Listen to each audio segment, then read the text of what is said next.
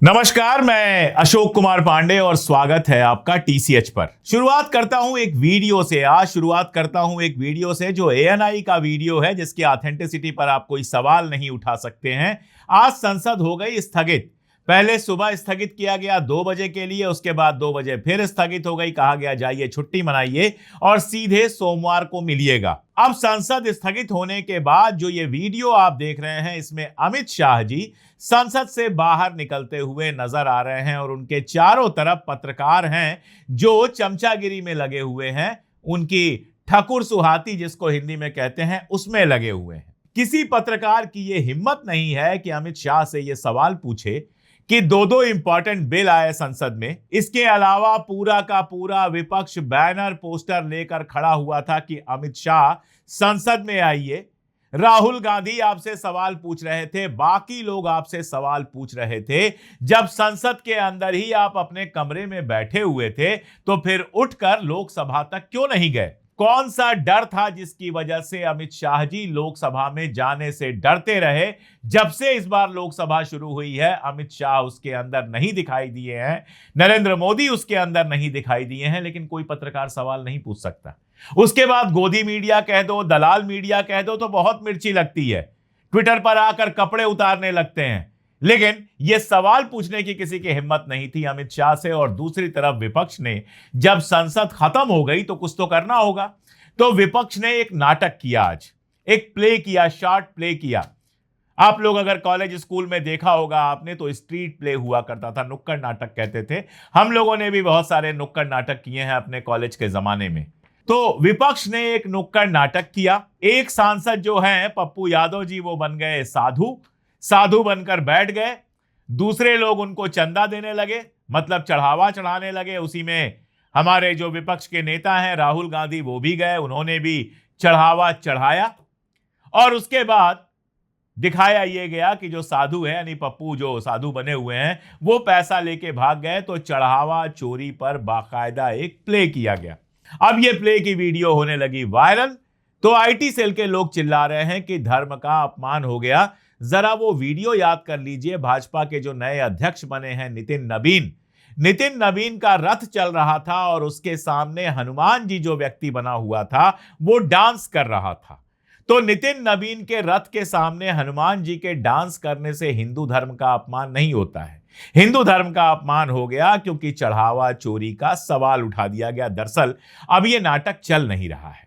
हिंदू धर्म का ठेका लेके नहीं बैठी है भारतीय जनता पार्टी और आरएसएस। सबके समझ में आ गया है कि ये करप्ट लोग हैं, भ्रष्ट लोग हैं, और जेनजी का जो मूवमेंट हो गया है, अब वो पूरे देश में फैलने लगा है। यूपी से खबर आई थी कि बच्चों ने स्कूल में, सर्वोदय विद्यालय जो था, वहां पर बच्चों ने बाकायदा आंदोलन किया था क्योंकि सुविधाएं नहीं थी। और आज एक और डबल इंजन सरकार जो राजस्थान में है, वहां से बच्चों के आंदोलन की खबर आई। बच्चे स्कूल से बाहर आ गए, बच्चे नारे लगा रहे हैं। और ये तो शायद जेन अल्फा हो, मुझे नहीं पता जेन जी कहां खत्म होता है और अल्फा कहां शुरू होता है, लेकिन ये स्कूल के बच्चे हैं, स्कूल ड्रेस में हैं, नारे लगा रहे हैं क्योंकि स्कूल के अंदर कोई व्यवस्था नहीं है। मोदी की सरकार में या फिर डबल इंजन की सरकारों में स्कूलों का जो सत्यानाश किया गया है, टॉयलेट नहीं है, पंखे नहीं है, पढ़ाने की व्यवस्था नहीं है, बैठने की व्यवस्था अच्छी नहीं है। वो गुस्सा जो बच्चों में भरा हुआ था, वो बाहर निकलना शुरू हो गया है। और ये नरेंद्र मोदी जी के लिए बड़ी खतरे की घंटी है। योगी जी की तो ये हालत है कि जो इंटरनल सर्वे कराया है भारतीय जनता पार्टी ने, उसमें आया है कि इस बार सरकार बदल सकती है, सरकार गिर सकती है। कहा जा रहा है कि 100 से ज्यादा विधायकों का टिकट बदलने की बात है, और 100 से ज्यादा विधायकों का टिकट बदला तो क्या हाल होगा योगी जी का, कोई नहीं जानता है। तो योगी जी की कुर्सी तो हिल ही रही है। अमित शाह भी बेहद डरे हुए हैं और विपक्ष पूरे उत्साह में है, और कारण बहुत सारे हैं। देखिए, अर्थव्यवस्था का अलग सत्यानाश हुआ है। कल से अखबार और टीवी चैनल ये चलाने पर लगे हुए हैं कि रुपया बेहतर हो गया है। 97 पहुंचा था, वहां से गिरकर 95.66 हो गया है। तो ये बेहद खुश हो रहे हैं कि ये रुपया जो है हमारा बेहतर हो गया है। ये कोई नहीं बता रहा है। ब्लूमबर्ग ने अपनी रिपोर्ट में बताया है कि आरबीआई ने $7 बिलियन का नोट बेचा है, जिसकी वजह से रुपया थोड़ा सा ठीक हुआ है। तो इस रुपए को ठीक करने के लिए 7 अरब डॉलर बाजार में बेचने पड़े हैं। पहले ही सोना चांदी के बेचने की खबर आई थी, तब तो आरबीआई ने कह दिया था ये गलत है, लेकिन अभी तक इस मामले पर आरबीआई का कोई बयान नहीं आया है। और सुन लीजिए, फॉरेन डायरेक्ट इन्वेस्टमेंट आप जानते हैं ना, जो सीधे बाहर से इन्वेस्टमेंट होता है, फॉरेन डायरेक्ट इन्वेस्टमेंट कितना घटा है ये आप समझिए कि अब ये केवल 0.96 अरब डॉलर रह गया है, यानी 1 अरब डॉलर से भी कम रह गया है। जबकि मार्च 2026 में यह 6.95 डॉलर था, यानी मार्च से लेकर ये जो जुलाई चल रही है, जुलाई तक अगर आप देखेंगे तो तकरीबन 6 अरब डॉलर भारत से जो विदेशी निवेशक हैं वो उठाकर ले जा चुके हैं। और एफडीआई में लगातार गिरावट आ रही है और भारत में जो विदेशी निवेश है वो अपने सबसे लोवेस्ट लेवल पर पहुंच गया है। ऐसे देश चला रहे हैं नरेंद्र मोदी, अमित शाह, निर्मला सीतारमण और बाकी सारे लोग। इनकी हालत यह है कि किरण रिजिजू कहते हैं कि श्री राहुल गांधी जी हमें बहुत दुखी कर रहे हैं। तो भैया, क्या तुमको सुख देने के लिए राहुल गांधी जी थे? क्या तुमको अभी कम सुख मिल रहा है गोदी मीडिया से, सिनेमा स्टार से, क्रिकेट स्टार से? ये बेचारे दलाली कर करके सुख देने में लगे हुए हैं। राहुल गांधी ने इडियट की परिभाषा बताई और उसके बाद सुदेश बेरी नाम के एक एक्टर है, अमिताभ बच्चन की एक्टिंग किया करते थे, अमिताभ बच्चन की नकल किया करते थे, फिर गायब हो गए। उनका बयान आता है कि मैं मोदी जी का पैर धोकर पीना चाहता हूं। पी लो भाई, मोदी जी के यहां जाओ, पैर धो के पी लो। लेकिन अब ये पैर धो के पीने वाले किरण रिजिजू जी को कम सुख दे रहे हैं, जो इनको विपक्ष के नेता से भी सुख चाहिए। राहुल गांधी पूरे फॉर्म में है, लगातार सवाल उठा रहे हैं, लगातार प्रेस कॉन्फ्रेंस कर रहे हैं और सरकार को घेरे में ले रहे हैं। सरकार के पास कोई जवाब नहीं है। बच्चों के खिलाफ केस किए जा रहे हैं कि गाली दे रहे हैं। इनके आईटी सेल वाले दिन रात गाली देते हैं। इनका एक एमपी जो है वो अय्याश कहता है पहले प्रधानमंत्री को संसद के अंदर उसके खिलाफ केस नहीं होता है, लेकिन बच्चियों के ऊपर केस हो रहा है। 20-22 साल की जो बच्चियां हैं, उन्होंने मोदी जी को भला बुरा कह दिया तो केस हो रहा है। अब जाहिर है मैं चाहता हूं और केस करें, केस में कुछ होना जाना नहीं है, ऐसा नहीं है कि उनको कोई जेल हो जाएगी, सजा हो जाएगी। लेकिन ये जितना केस करेंगे, ये जितना नाटक करेंगे, ये जितना तमाशा करेंगे, इनके नीचे की कुर्सी उतनी ज्यादा हिलती जाएगी, इनकी जमीन उतनी कमजोर होती जाएगी। और आज की डेट में मैं बताऊं कि देश भर के अंदर आप घूम कर देखिए, हमारे हर जगह दोस्त हैं, बात होती है लोगों से, चलते फिरते सुनते हैं, देखते हैं, एक जबरदस्त गुस्सा भरा हुआ है। भक्तों से ट्वीट करवा के, क्रिकेट स्टार से ट्वीट करवा के, सिनेमा स्टार से ट्वीट करवा के और गोदी मीडिया पर चमचागिरी, तलवा चाटी करवा के माहौल बदल नहीं जाएगा। नहीं देखते हैं लोग गोदी मीडिया? जाकर देखिए, अभी एक फोटो वायरल हो रहा था, एक गोदी मीडिया चैनल का लाइव चल रहा था और कुल मिलाकर 269 यानी 269 लोग देख रहे थे। तो आप समझ सकते हैं कितने पॉपुलर हैं ये लोग। अगर सरकारी विज्ञापन बंद हो जाए ना तो 100% अखबार और 95% टीवी चैनल ताला लगाकर घर चले जाएंगे। अपने मुनाफे का एक हिस्सा भीख की तरह देकर ये चैनल अदानी और अंबानी इसलिए चला रहे हैं ताकि उनका बिजनेस ठीक से चलता रहे। अगर अपने खर्चे से चलना होता ना तो अपने जो स्टार एंकर हैं उनको 2-4 लाख रुपए महीने की तनख्वाह देने में इनकी हालत खत्म हो जाती। सीईओ बुला के गालियां देता कि ना व्यू आ रहा है ना टीआरपी आ रहा है, आखिर तुम लोग कर क्या रहे हो? और दूसरी तरफ आप देखेंगे तो ये हो रहा है। एक चैनल के बारे में खबर आई थी कि रेवेन्यू इतना कम हो गया है कि वो घाटे में चल रहा है। एक चैनल के बारे में खबर आई थी कि 225-30 लोगों को एक दिन में बाहर निकाल दिया गया है। लोग सुबह नौकरी करने आए और दोपहर में कहा गया भैया ये 2-3 महीने की तनख्वाह लो और निकल लो, हमारे पास तुम्हारे लिए नौकरी नहीं है। चैनल घाटे में चल रहे हैं। स्टार एंकर्स को सरकारी जो पैसा मिलता है उसकी वजह से मोटी मोटी तनख्वाहें मिल रही हैं ताकि वो दलाली करते रहें, तो दिन रात सोशल मीडिया पर और टीवी चैनलों पर नौटंकी फैलाए हैं। लेकिन देश के अंदर मोदी जी की जमीन खिसक रही है, ये बात समझ में आ रही है। और यही वजह है कि अमित शाह संसद के अंदर जाने से घबरा रहे हैं। और यूपी में भारतीय जनता पार्टी का इंटरनल सर्वे बता रहा है कि सरकार खतरे में है। अब आप देखिए, पेपर लीक को रोकने के लिए पहले से कानून बना हुआ था, एक और कानून लाया गया। लेकिन जिस कानून की बात करने के लिए नरेंद्र मोदी आधी रात को इंस्टाग्राम पे रील बना रहे थे, उनको लोगों ने बताया होगा कि रील आधी रात को चलती है, इसलिए आधी रात को बनाकर लगाइए। तो आधी रात को रील बना तो दी उन्होंने, लेकिन जब उस पर संसद में बात करने की बारी आई तो गायब थे। उसके बाद वंदे मातरम को लेकर एक कानून आया। 10 मिनट या 15 मिनट में यह कानून पास हो गया। बोलने वालों में कौन थे?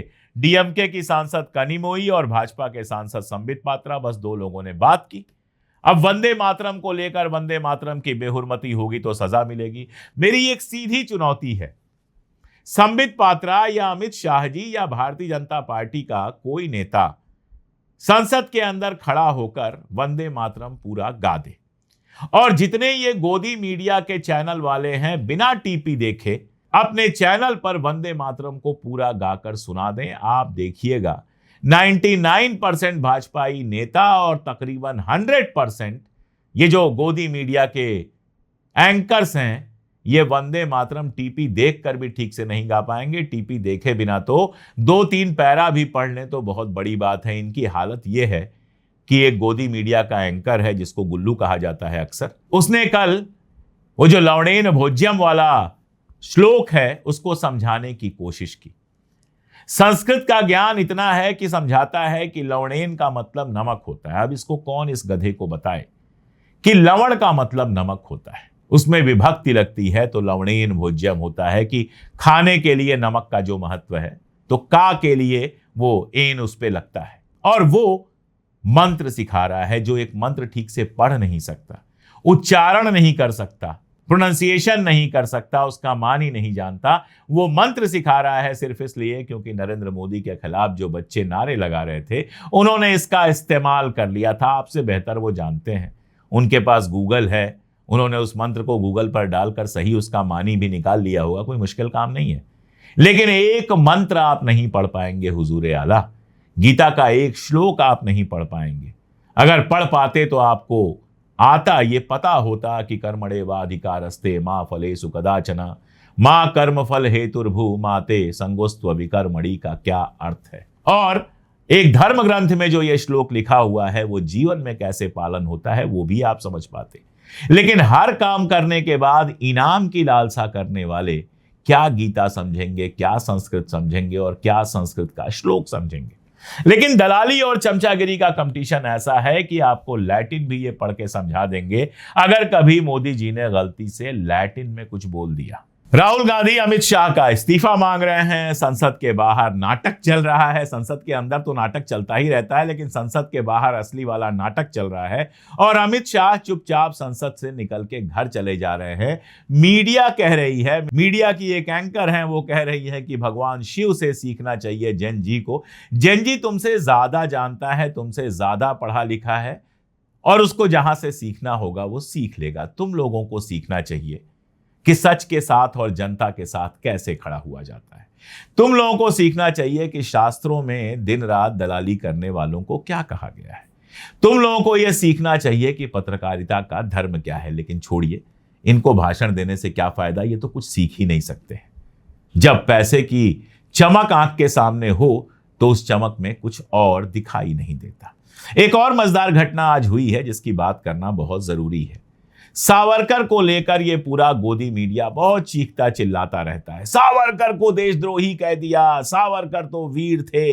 बहुत सुने होंगे आपने नाटक। सावरकर के पड़पोते हैं सात्विकी सावरकर और राहुल गांधी के खिलाफ गए थे कोर्ट में कि राहुल गांधी ने सावरकर का कर दिया अपमान। अब मजेदार बात यह है कि कोर्ट में राहुल गांधी ने सब किताबें खोल के लगता है रख दी।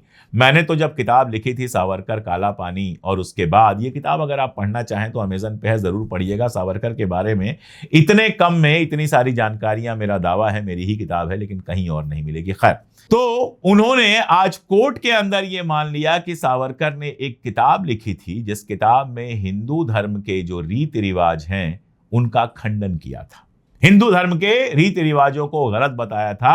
अगर मैं भाजपा की भाषा में कहूं तो सनातन का विरोध किया था, जिसमें सावरकर ने, दरअसल सावरकर ने कोई किताब नहीं लिखी थी, लेख लिखे थे कई सारे, और उन लेखों को फिर किताब के रूप में छपवाया था। जो सावरकर समग्र है 10 खंडों में, उनमें वो सारे लेख हैं। और सिर्फ इतना ही नहीं किया था, गाय को उन्होंने गधे से बदतर जानवर बताया था। उन्होंने कहा था कि गधा जो है वो बेहतर जानवर है, और गाय की पूजा करने वालों का मजाक उड़ाया था। लगभग नास्तिक थे और इस तरह की बातें उन्होंने की थी। जब ये बातें राहुल गांधी के वकील ने रखी कोर्ट में, तो सात्विकी सावरकर को यह मानना पड़ा कि ये बातें सही हैं क्योंकि सब रिकॉर्ड में है। तो जो बातें हम अपनी किताबों में लिख रहे थे, जो 10-15 हजार लोगों तक पहुंच रही थी, अब पूरे देश के सामने पहुंच गई और कोर्ट के अंदर आ गई कि सावरकर सनातन के विरोधी थे, सावरकर गाय के विरोधी थे, गाय से बेहतर वो गधे को मानते थे और गाय की पूजा के विरोधी थे। और आप देखिए पूरा गोदी मीडिया इस पर सन्नाटा मार के बैठा हुआ है। बोलता आता चैनल पर करता सवाल सावरकर से कि आपने सनातन के ऊपर कैसे सवाल उठाए थे, हिंदू धर्म के ऊपर कैसे सवाल उठाए थे, रीति रिवाज के ऊपर कैसे सवाल उठाए थे, गाय की पूजा के ऊपर कैसे सवाल उठाए थे। ये सवाल पूछता तो समझ में आता, लेकिन देखिएगा शाम को खबर यह चलाई जाएगी कि राहुल गांधी ने और पप्पू यादव ने अपमान कर दिया सनातन का, क्योंकि चढ़ावा चोरी को बेपर्द कर दिया। एक और बात है, अब पप्पू यादव ओबीसी हैं और राम जन्मभूमि का जो पुजारियों का मामला है वो सारे ऊंची जातियों के हैं, सो कॉल्ड ऊंची जातियों के हैं। मैं कोई जाति ऊंची नीची नहीं मानता। तो पप्पू यादव को साधु बनते देख हो सकता है कुछ लोगों के सीने पर सांप लोटा हो, लेकिन अब इन लोगों को आदत डाल लेनी चाहिए अपने सीने पर सांप को लोटने देने की, क्योंकि विपक्ष जाग गया है, जेनजी जाग गया है, जनता जाग गई है। अब सवाल लगातार पूछे जाएंगे और देखा जाएगा कि कैसे खुद को 56 इंच और 58 इंच का कहने वाले संसद छोड़कर भाग जाते हैं, क्योंकि उनके पास सवालों का जवाब नहीं होता। आपको क्या लगता है कमेंट में जरूर बताइएगा। जुड़े रहिए हमारे साथ, देखते रहिए हमारे वीडियोस, और अगर चैनल को सब्सक्राइब ना किया हो तो सब्सक्राइब जरूर कर लीजिए। आज के लिए इतना ही, बहुत शुक्रिया।